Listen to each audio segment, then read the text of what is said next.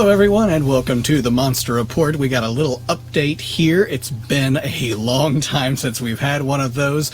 If you're new to this channel, the Monster Report's a show highlighting those entertaining creatures of film history. I'm Nick Adam Poling, and if you're following me on social media, Facebook and on YouTube and on Twitter, Instagram, you'll know that I had a post about Shin Ultraman recently, and this is a no spoiler quick thoughts that I'm going to get out on that movie, but I also want to explain a little about what that tweet was that I put out there. That was, basically that I had a pretty good time at the movie, went there with my son, and very enjoyable, and then I ended up at the hospital in the ER. Don't worry, I'm okay, everything's all good. He's good too. He was there to support me the whole time. What ended up happening was I had the day at work, and I felt like I had just this terrible feeling of carpal tunnel, and I work at a desk, so, keyboard and all that. I thought that was what it was, or, we've been building on the house, and I've even got paint still on me right even now. We're painting, we're building, we're plumbing, we're doing all kinds of things. I've been building cabinets. It's been kind of a lot of manual labor. So I thought maybe I just wore my wrist out, but I'm also thinking that's my left, I'm right-handed, and I'm thinking that's not making sense. And the pain just got worse and worse and worse up and down my arm here.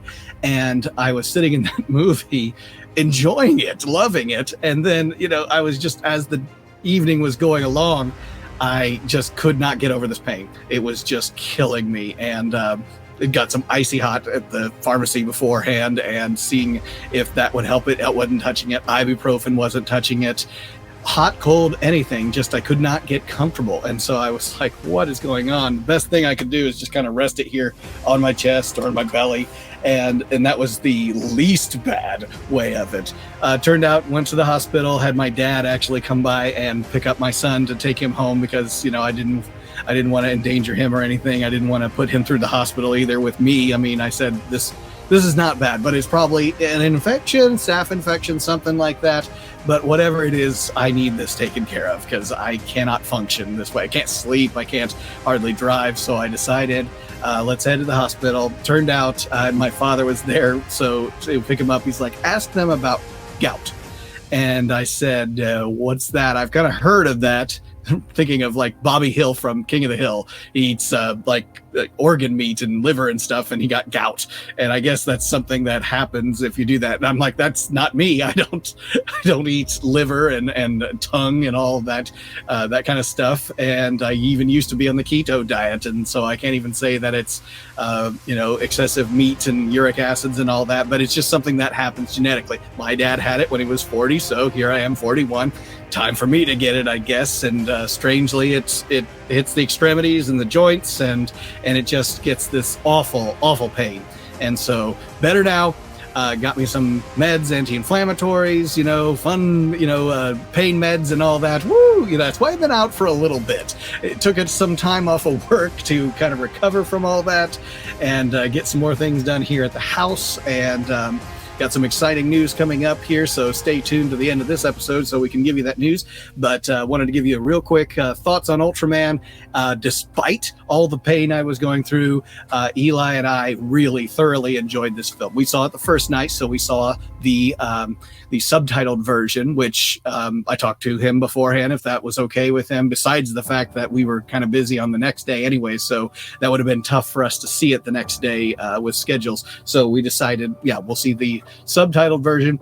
Didn't phase him a bit. It's a fast read, I'll say that. Again, no spoilers, but you know how the Shin Godzilla was when you saw it in subtitled, if you did, and you're reading top and bottom constantly and going real fast in it.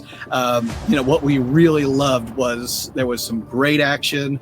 This was a great love letter to the Ultraman fans, especially if you're like me. I'm big with the classic Ultraman series. I have not delved into a lot of the newer series, but a lot of the classics. And of course, my first one, if you know this channel, my first was Towards the Future, the Australian kind of, somewhat cheesy Ultraman, but I still love it. I still love it because it's the first.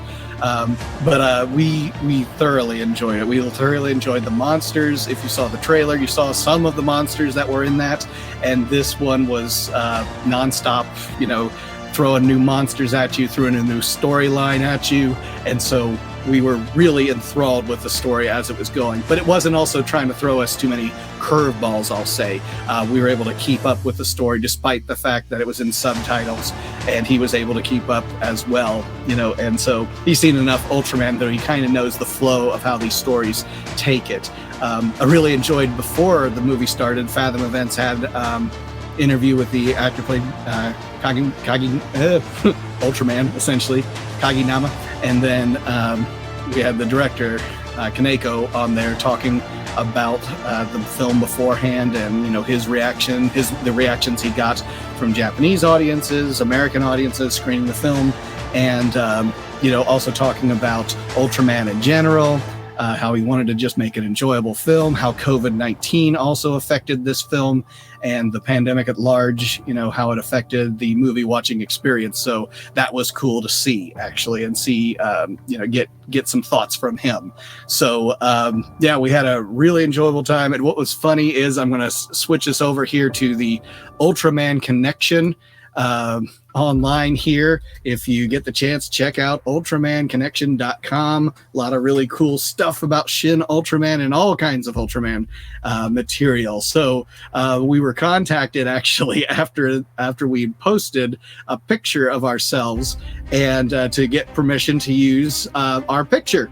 And there we are at the theater, Eli and I, hamming it up for the camera. Funny thing about this picture is Eli and I, we're looking in the hallways. I sent him all up and down that small theater we have in Muncie, Indiana's AMC there, and there was no posters. There was no LED sign for Shin Ultraman. So we're looking for this, and we're like, where are we going to take a picture? We got to do a post, It's just something. We didn't even have Ultraman shirts or anything. I think he's wearing a Creeper shirt from Minecraft there. But Jeff Gomez of Ultraman Connection here contacting me, asking me if we can use this picture in the article. We just loved it, and I said, oh, sure, go right ahead. Didn't know they were going to make it the thumbnail image for this, so thank you so much, Jeff. That made our day, despite how much pain I was in. Again, it was, despite all that, you go through that kind of pain and it might sour the experience. It didn't for us. We really enjoyed it, but that is me faking, my face, because I am really hurting by this point. But the Monster Report and Son, Eli and I had a real great time. And here's people with, at least LED signs, and they had props. We didn't bring anything. We had no toys, no t-shirts or anything, no poster. They didn't even have it listed on the screens up there. So I should have probably took a picture of the ticket, but that's about all I had, or a picture of Higuchi up there, something. But we had nothing, and so it was cool. It's really cool to see all the fans, and we actually had a decent crowd in our little theater where we were. I know it doesn't look like much, but it's probably in the neighborhood of 30 seats, and I'd say probably 25 or so of them were occupied, and so that was really cool to see Ultraman fans coming out for it. Been to Fathom events before where they were kind of a miss, where it was just maybe a handful of people. Saw Star Trek the Motion Picture on Fathom, and that was really great, and it was just couple of us in that theater. So but this was just so cool to see this, and so thank you, Jeff, for that. And as the film went on, we got into the, like I said, the monster action. The characters are very cool in this. This is one where you can kind of start from zero. You could start from being an Ultraman fan and still enjoy it. So if you're on the fence about this, you haven't had the chance to see it, I definitely recommend it when it comes out on Blu-ray, DVD, and all of that.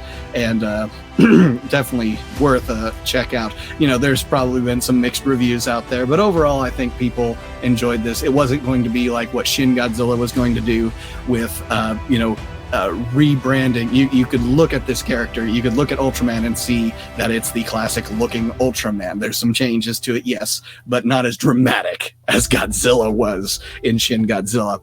And there's some cool cameos in this from other films that you might recognize if you're a Tokusatsu and Kaiju fan. You will find little references that are made to the original Ultraman series. That's very cool. And again, trying not to be too spoiler heavy. We'll give it a few weeks and maybe we'll get a spoiler heavy review with this. But with that in mind, wanted to make some announcements here and keep this video nice and short. the 18th of January, which is in just 2 days from the time I'm recording this, we do have Mr. Jeff Gomez of Ultraman Connection and Starlight Runner, who's going to be joining us here on the Monster Report live. So check that out. That should be at 8 p.m. Eastern Standard Time on Wednesday evening. So Wednesday evening, 8 p.m. And then catch us Thursday night, where we will have Everett Grondin and crew, because it's going to be a decent size live stream crew. I'll leave the guests a little bit of mystery until that time, but definitely check us out on Thursday and watch for the time on that. We have Tucson Kaiju Festival, and this is something that happened a few years ago that Godzilla Fan Freaks Everett, my buddy out there in Arizona, had put on, and we're going to bring on some of his crew that is part of that, and I'm going to be part of that as well. So this is going to be real exciting to talk about another kaiju convention for you out there. Not as big as some of the others out there. It's still kind of in the early days, but I kind of like that, actually. I like that small and a more intimate, looking convention and feeling convention. And, it's going to be all friends. And I think there's going to be some people coming in from all over the country to be here for this. So this is going to be exciting. I want to get the news out about that and start promoting that event. So again, Wednesday, the 18th of January, we've got Mr. Jeff Gomez. And so definitely join us in the chat for that. I'm sure he's got he'll answer your questions and talk about Ultraman at large, promoting it here in North America and all that he does with Ultraman. He's definitely a big time fan,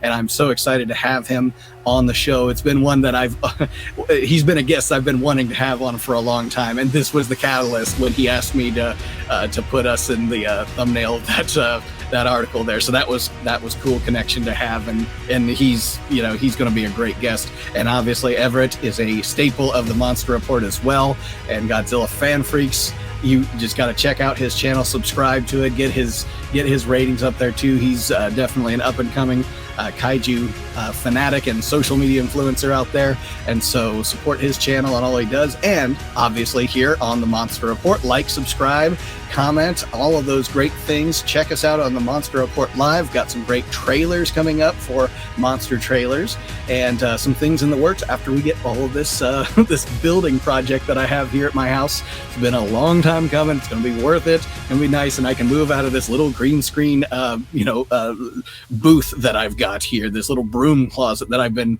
broadcasting out of. But it's going to be so worth it, and we're going to bring you along the ride for this. So again, for Nick Adam Poling, this has been another episode of the Monster Report. We will catch you next time. Thank you.